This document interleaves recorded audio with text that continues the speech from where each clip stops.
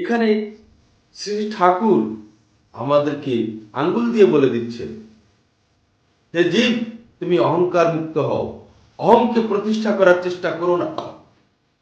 অহংকে প্রতিষ্ঠা করতে গেলে যত আমরা যত বড় আমার অহং হবে, আর তাকে যত প্রতিষ্ঠা করতে যাব, চেষ্টা করব, ততই আমরা একটার পর একটার পর একটা নারকীয় কাণ্ড করতে থাকি, যেমন রাবণ করেছে।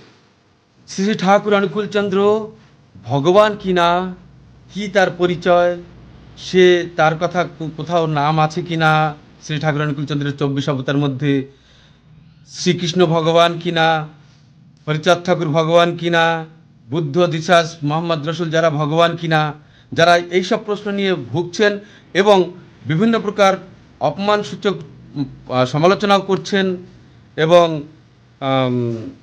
মোটামুটি নিজের ইষ্টকে প্রতিষ্ঠা করার চেষ্টা করছেন, তাদের সকলকে আমি নিমন্ত্রণ জানাচ্ছি আমার এই ভিডিওটি সম্পূর্ণভাবে দেখুন।